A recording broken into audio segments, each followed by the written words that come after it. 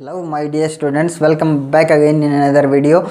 So first of all I welcome to all of you in your favorite YouTube channel, The Physics Time. So good morning, good afternoon, good evening, good night नहीं बोलूँगा, नहीं तो आप सो जाओगे जिस भी time आप मेरे को देख रहे हो उसी टाइम के लिए. So आज का जो टॉपिक है वो स्टार्ट करते हैं हम. Conservation of linear momentum. Conservation का मतलब क्या है? मोमेंटम तो आप जानते हो, अभी तक मोमेंटम आप पढ़ चुके हैं, ठीक है. मोमेंटम समझ गए, जिसके पास मास होगा, जिसके पास वेलोसिटी होगी, उसका क्या होगा, कुछ ना कुछ मोमेंटम. अब कंजर्वेशन क्या है? कंजर्वेशन मीन्स किसी चीज़ का सुरक्षित रहना, ठीक है ना. जैसे कंजर्वेशन ऑफ मास अगर आपने पढ़ा हुआ है, अगर सुना हुआ है कंजर्वेशन ऑफ मास, कि मास जो है न तो ख़त्म किया जा सकता है, न ही हम बना सकते हैं मास को. न तो ख़त्म किया जा सकता है, न ही बनाया जा सकता है. मास can neither be created nor be destroyed. ये है ना कंजर्वेशन ऑफ मास, यही है. सो कंजर्वेशन ऑफ मोमेंटम क्या कहता है? कंजर्वेशन ऑफ मोमेंटम भी सेम वैसी चीज़ है कि momentum can neither be created nor be destroyed.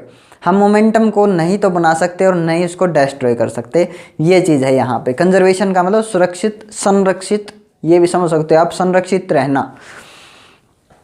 तो एक सिचुएशन कंसीडर करते हैं हम कंजर्वेशन को प्रूव करेंगे कि मोमेंटम जो है वो क्या रहता है, कंजर्व्ड रहता है. सो एक सिचुएशन कंसीडर करेंगे यहाँ पे कि दो बॉल्स जिनके पास कुछ मास है, ठीक है, two balls are moving in same direction. Two balls, A ball and B ball, having mass m1 and m2. इनका मास क्या है? m1 और m2, ठीक है ना. ये इस डायरेक्शन में मूव कर रही हैं. ये अगर इस डायरेक्शन में मूव कर रही हैं तो यहाँ पे इनकी वेलोसिटी भी दिखाते हैं कुछ. इसकी वेलोसिटी, सेकंड बॉल है तो इसकी वेलोसिटी u2, इसकी वेलोसिटी u1. देखो फर्स्ट बॉल है ए बॉल अपनी, उसकी वेलोसिटी u1, इनिशियल वेलोसिटी बोली जाएगी u, इनिशियल वेलोसिटी. सो इसकी वेलोसिटी u1 और इसकी वेलोसिटी u2. सो इसकी वेलोसिटी ज़्यादा है और ये भागी गया है और पीछे स्ट्राइक किया है इसके, ठीक है ना. तो हम क्या कंसीडर करें यहाँ पे, u1 ग्रेटर देन u2. ये यहाँ पे आके स्ट्राइक करती है इसको और यहाँ पे क्या होता है, कोलिजन हैपन्स. दिखाते हैं इनको, यहाँ पे ये टकरा गई, ठीक है ना. ए बॉल और बी बॉल स्ट्राइक करके यहाँ पे टकरा गई. अब टकराना जो है उसको क्या बोला जाएगा, कोलिजन हुआ, ठीक है. कोलिजन हुआ और बाद में ये फिर से अलग हो गई. सो अब अलग जो हुई, इनकी वेलोसिटी जो है वो अब अलग होगी, ठीक है ना. इनकी वेलोसिटी पहले वाली वेलोसिटी से हम क्या मानेंगे, ये तो इनिशियल है. अब जो वेलोसिटी हुई वो फाइनल हो जाएगी. सो ये वाली ए बॉल और ये वाली बी बॉल, इसकी वेलोसिटी, फाइनल वेलोसिटी के लिए हम v यूज़ करते हैं v1, और इसकी वेलोसिटी जो है उसकी वेलोसिटी, फाइनल वेलोसिटी क्या हो जाएगी, v2. इनका मास क्या है, m1 m2. चीज़ है समझ में. मास आपको पता है m1 m2, ठीक है. हमको प्रूव क्या करना है, टकराने से पहले जो मोमेंटम था, टकराने के बाद वाला मोमेंटम भी क्या होगा, सेम ही होगा, ठीक है. चीज़ है समझ में. टकराने से पहले वाला मोमेंटम और टकराने के बाद वाला मोमेंटम क्या होगा, इक्वल, तभी तो कंजर्वेशन होगा ना. चीज़ है समझ में. Total momentum before collision will be equal to total momentum after collision, ठीक है. मान लीजिए अगर इसका मोमेंटम 5 था, सिर्फ कंसीडर कर रहे हैं, हमने क्या प्रूव करना है, इसका मोमेंटम 5 है, इसका मोमेंटम क्या है, इसका मोमेंटम कितना है, 2, ठीक है. सॉरी, इसका मोमेंटम 5 और इसका मोमेंटम कितना है, 2. सो अभी मोमेंटम कितना हुआ है सिस्टम का, इस सिस्टम का मोमेंटम कितना हुआ, 7. टकराने के बाद क्या हुआ, मान लीजिए इसका मोमेंटम कितना हो गया, 2, और इसका मोमेंटम क्या हो गया, 5, 7. टकराने के बाद इस सिस्टम का मोमेंटम क्या रहता है, 7. तो समझ में रहे ना. टोटल मोमेंटम ऐड होगा भाई. टोटल इसका मोमेंटम बिफोर कोलिजन, इसका momentum, total momentum after collision will be equal, ठीक है ना. यही है कंजर्वेशन. हमने यही प्रूव करना है कि total momentum of an isolated system remains constant. Isolated system मतलब बाहर से कोई फोर्स नहीं लग रहा है। कभी आप ये सोचो, इसका मास और इसकी वेलोसिटी है, इसका मास और इसकी वेलोसिटी, इनका कुछ मोमेंटम है। In the absence of external force, बाहर से कोई फोर्स नहीं लग रहा है, कोई भी फोर्स नहीं लग रहा है, बाहर से कोई बॉडी शामिल नहीं हुई है। तीसरी, ये एक सिस्टम है, इस सिस्टम का मोमेंटम टकराने से पहले और टकराने के बाद का मोमेंटम क्या रहेगा? सेम रहेगा। एक्चुअल में होता क्या है मैं आपको बताता हूँ। यहाँ पे ये तेज स्पीड से भागा हुआ आया ए बॉल, ये ऐसे धीरे धीरे चल रहा था और ये तेज स्पीड से आगे इसको स्ट्राइक किया। इसने टकराने पे क्या किया? टकराया जब इससे, तो इसने अपनी स्पीड इसको दे दी। ए बॉल ने बी बॉल को अपनी स्पीड दे दी और बी की वेलोसिटी तेज होगी और ये खुद क्या हो गया? स्लो। चीज़ है समझ में? ये खुद स्लो हो गया और इसने अपनी स्पीड इसको दे दी, उतनी स्पीड से ये भागेगा। इसकी स्पीड इसको मिल गई और इसकी स्पीड उसको मिल गई। ये है बस, और कुछ नहीं है। चीज़ें समझ में? अब प्रूव करते हैं हमने क्या प्रूव करना है? हमने ये प्रूव करना है कि total momentum of this system, इस सिस्टम का मोमेंटम देखिए टकराने से पहले, मास इनटू वेलोसिटी, ठीक है ना, प्लस मास इनटू वेलोसिटी, इसका मोमेंटम। तो टोटल मोमेंटम क्या होगा? दोनों का क्या होगा? सम, एडिशन। चीज़ है समझ में?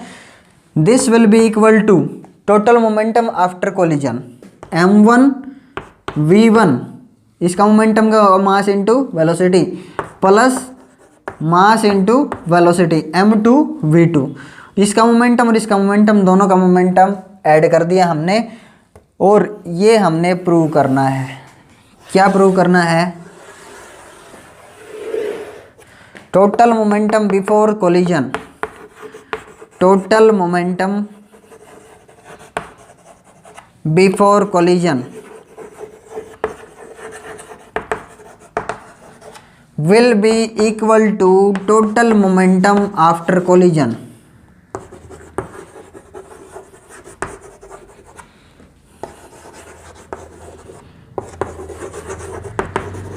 ठीक है, ये हमने प्रूव करना है कि टकराने से पहले का जो मोमेंटम था, टकराने के बाद वाला मोमेंटम क्या होगा? सेम होगा। ठीक है, सो प्रूव करते हैं। अब देखो इसको प्रूव कैसे करेंगे भाई, प्रूव कैसे करेंगे? अभी आपने क्या देखा कि ए बॉल जो है वो इससे आगे स्ट्राइक करती है, कोलिजन होता है। तो हम क्या कहेंगे कि ए बॉल ने बी के ऊपर क्या लगा होगा? फोर्स लगाया होगा। ए बॉल ने बी के ऊपर क्या अप्लाई किया? फोर्स अप्लाई किया। सो उसको कैसे लिखा जाएगा?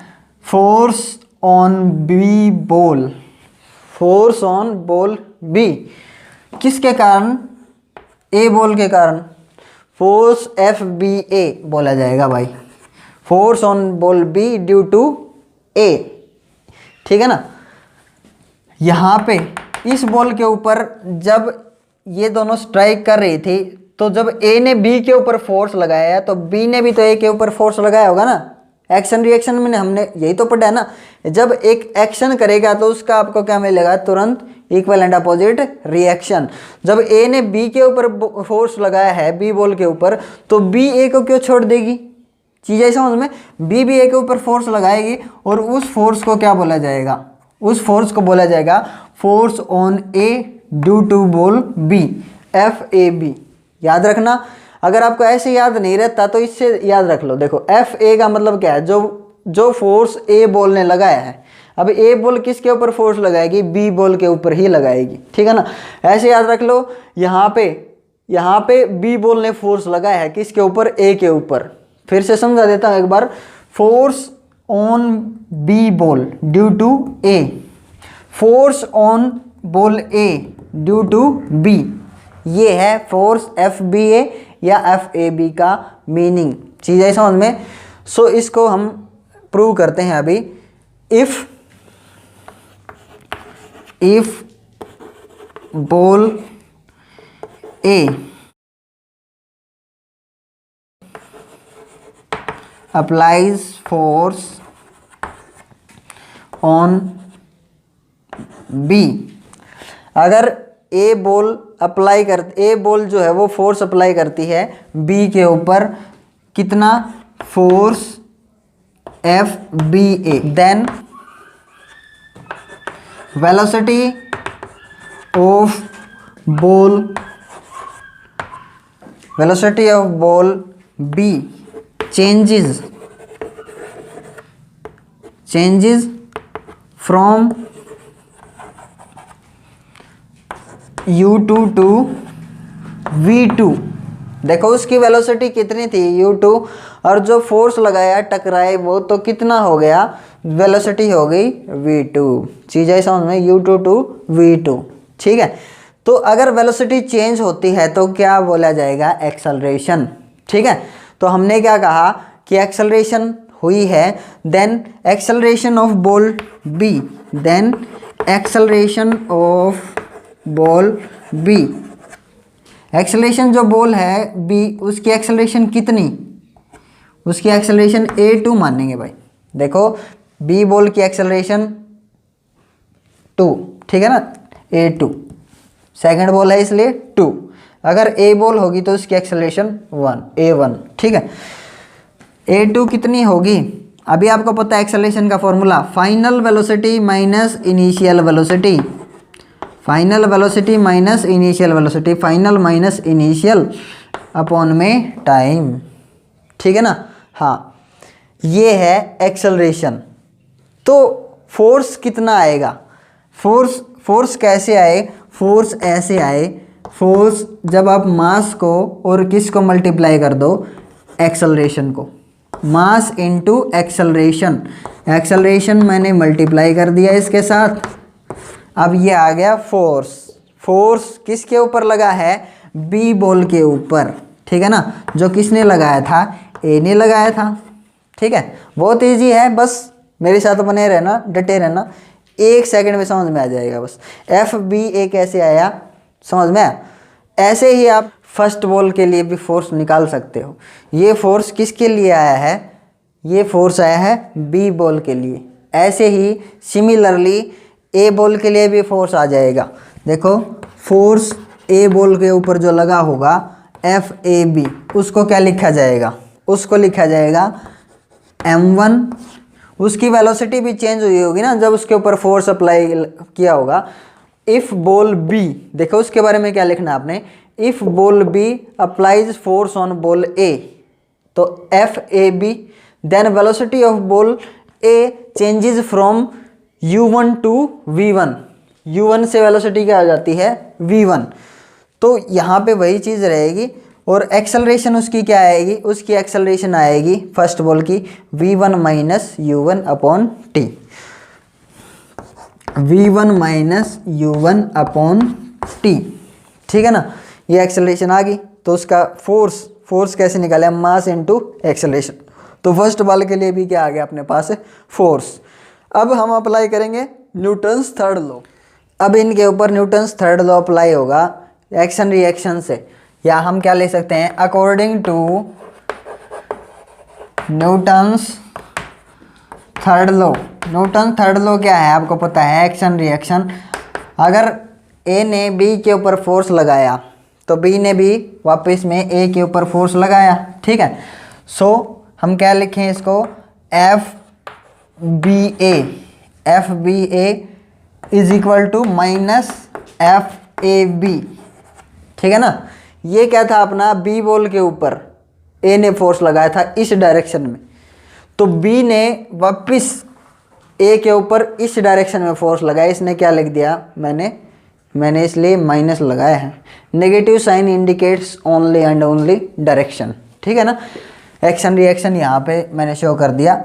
अब इसका वैल्यू यहाँ पे लिख सकते हो। अब इसकी वैल्यू क्या है, m2 v2 minus u2 by t, this will be equal to, इसको लिखो m1 v1 minus u1 upon T.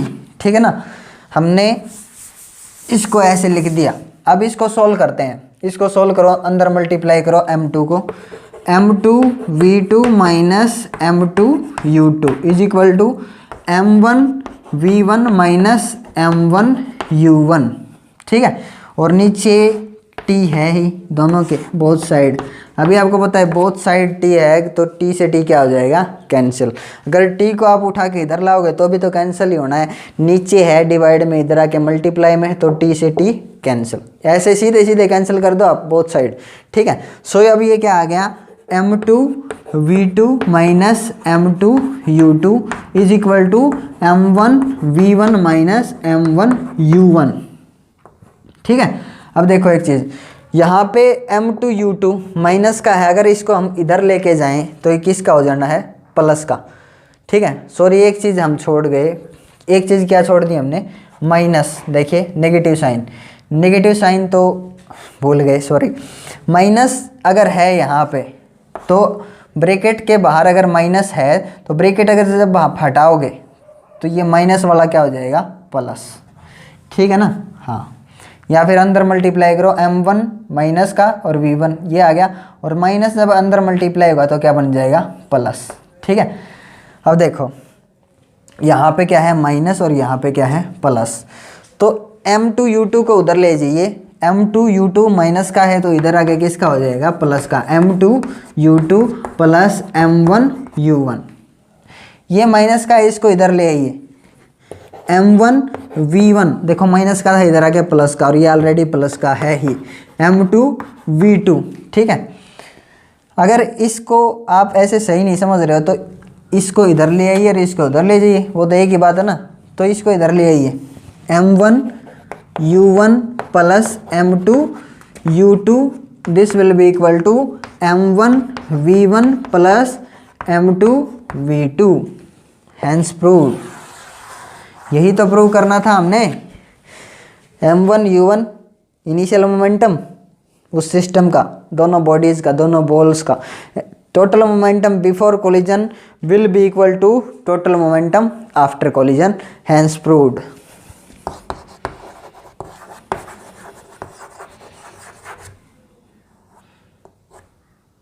ठीक है।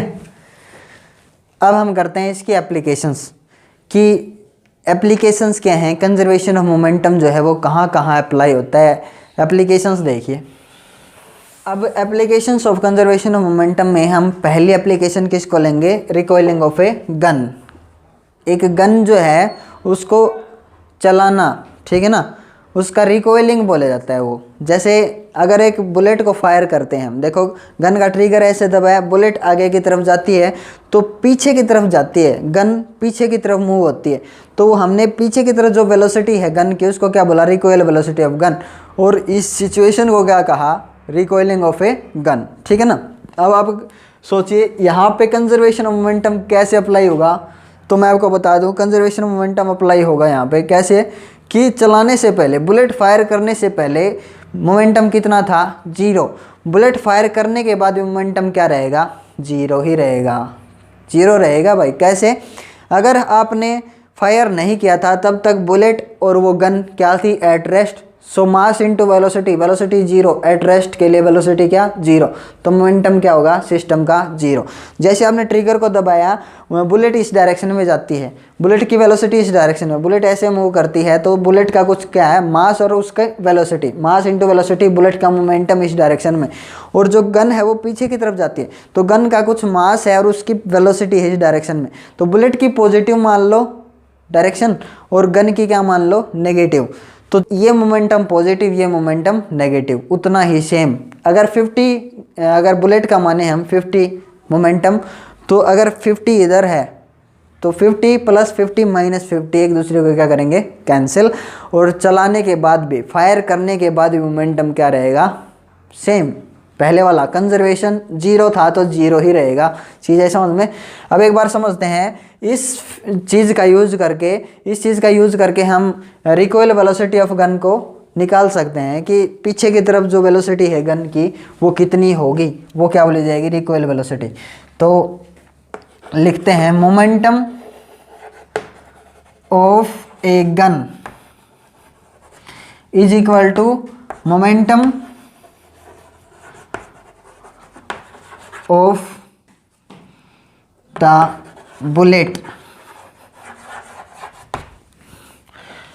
momentum of the gun will be equal to momentum of the bullet। तो गन का momentum तो gun का momentum कैसे निकालें, मास इनटू वेलोसिटी। इसकी वेलोसिटी, गन की वेलोसिटी आप क्या मान लो, वेलोसिटी ऑफ गन ऐसे डिनोट कर देंगे, ठीक है। इसका मास ज़्यादा होता है आपको पता है, इसलिए मैंने कैपिटल एम लिया है, ठीक है। यहाँ पे मोमेंटम ऑफ बुलेट, इसका मास मैंने स्मॉल एम लिया है, mass into velocity, velocity of bullet ऐसे डिनोट करेंगे, ठीक है। अब आप देखिए वेलोसिटी ऑफ गन, ये वेलोसिटी क्या है, रिकॉइल वेलोसिटी, पीछे की तरफ मूव करना। वेलोसिटी ऑफ गन अगर आप निकालोगे कैसे आएगी वो ये एम अगर मल्टीप्लाई में है तो इसको नीचे ले जाओ उधर, mass of the bullet, bullet का मास इनटू उसकी वेलोसिटी, बुलेट की velocity divide by mass of the gun, ठीक है ना। ये चीज़ आपको याद रखनी है, ये फॉर्मूला बनता है ऐसे। तो यहाँ पे क्या लगता है, यहाँ पे नेगेटिव साइन लगता है। मोमेंटम ऑफ द गन अगर इस डायरेक्शन में है तो मोमेंटम ऑफ द बुलेट इस डायरेक्शन में है, तो आप यहाँ पे नेगेटिव साइन लगा सकते हो फॉर डायरेक्शन, ठीक है ना। सो ये रिकॉइल वेलोसिटी है। ये रिकॉइल वेलोसिटी आप क्या देखते हो कि बुलेट जो है बहुत तेज़ स्पीड से जाती है। आप क्या कहते हो, सर बुलेट जो है बहुत तेज़ स्पीड से जाती है, तो मोमेंटम इक्वल कैसे होगा, मोमेंटम ऐसे इक्वल होगा भाई, क्योंकि ये अगर कम है, मान लीजिए ये बुलेट जो है वो मान लीजिए 2 ग्राम मान के चल रहे हैं हम, और ये वेलोसिटी उसकी ज़्यादा है, ये 10, ठीक है। तो यहाँ पे जो मास होगा गन का वो कहीं ज़्यादा है, तो ये 10 है और उसकी वेलोसिटी कितनी होगी वापस में 2 वेलोसिटी। तो बुलेट बहुत तेज़ स्पीड से जाती है क्योंकि उसका मास कम होता है, और जो गन है वो बहुत कम स्पीड होती है उसकी पीछे की तरफ आने की, क्योंकि उसका मास ज़्यादा है।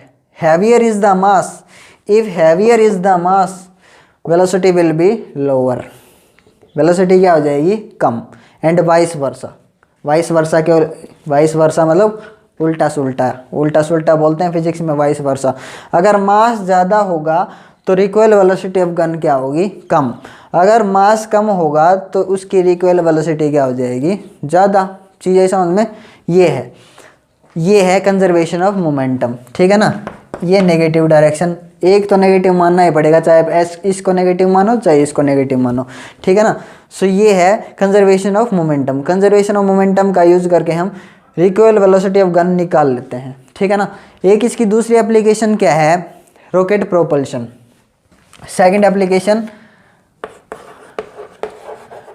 Rocket propulsion.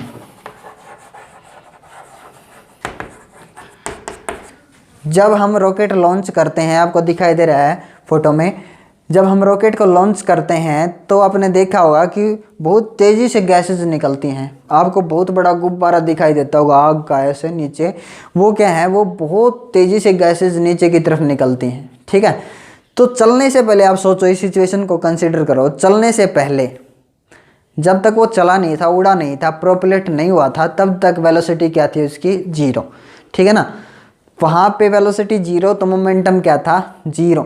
चलने के बाद भी मोमेंटम क्या होगा, 0। ऐसे ही जैसे बुलेट में हमने प्रूव किया है, ठीक है ना, गन और बुलेट वाले एग्जांपल में, कि जैसे रॉकेट स्टार्ट होगा, उड़ना चालू करेगा, तो नीचे की तरफ गैसेज निकलेंगी, मास इनटू वेलोसिटी, उनका मोमेंटम क्या मान ले, पॉजिटिव। तो रॉकेट अगर उड़ेगा इस डायरेक्शन में, mass into velocity of rocket, उसका मोमेंटम क्या होगा, नेगेटिव। एक डायरेक्शन पॉजिटिव तो एक नेगेटिव लेओगे, अगर ये पॉजिटिव लेओगे तो ये नेगेटिव, तो दोनों का मोमेंटम क्या हो जाएगा, वापस 0। चलने के बाद भी मोमेंटम क्या हो रहेगा, 0। इसलिए कहते हैं कि रॉकेट जो है या जो जेट एरोप्लेन्स अपने, वो किस प्रिंसिपल पे काम करते हैं, कंजर्वेशन ऑफ मोमेंटम। हाँ, ये एक्शन रिएक्शन है, समझ में है, हाँ, ठीक है। सो ऐसे हमने कंजर्वेशन ऑफ मोमेंटम की एप्लीकेशंस थी। ऐसे भी आप बहुत सारी एप्लीकेशंस है इसकी जो देख सकते हो, जहाँ पे कंजर्वेशन ऑफ मोमेंटम अप्लाई होता है। एक बॉम्ब जब फटता है, ठीक है ना, तो उसका मोमेंटम, फटने से पहले का मोमेंटम और फटने के बाद का मोमेंटम भी क्या रहता है, 0। अब आप कहोगे सर कैसे हो सकता है, ये पॉसिबल है ही नहीं। पॉसिबल है भाई, कैसे, फटने से पहले मोमेंटम क्या था, 0। सोचिए आप, वो ऐसे गिर रहा था बॉम्ब अगर, तो इस डायरेक्शन में मोमेंटम क्या था उसका, 0। इस डायरेक्शन में मोमेंटम था। चीज़ ऐसा समझ में, जब वो ऐसे आ रहा था तो यहाँ पे ऐसे फटता है, उसके सारे टुकड़े इधर ऐसे बिखर जाते हैं, ठीक है। तो यहाँ आके फटा हो तो इस डायरेक्शन में एक पार्टिकल उड़ता है, इस डायरेक्शन में एक पार्टिकल उड़ता है, इस डायरेक्शन में, हर एक डायरेक्शन में उसके पार्टिकल्स उड़ते हैं। तो मोमेंटम क्या हो गया, जीरो। अगर आप सभी का ये डायरेक्शन पॉजिटिव, ये नेगेटिव, ये पॉजिटिव, ये नेगेटिव मानते हो, तो सभी डायरेक्शन का मोमेंटम आप जोड़ोगे अगर, तो वो मोमेंटम क्या रहेगा, जीरो। चीज़ है समझ में। फटने से पहले इस डायरेक्शन में मोमेंटम क्या था, जीरो। अब भी इसी डायरेक्शन में मोमेंटम अब भी क्या रहेगा, जीरो। ये चीज़ है भाई, फटने के बाद भी मोमेंटम क्या माना जाएगा, जीरो, ठीक है। So thank you for watching this video.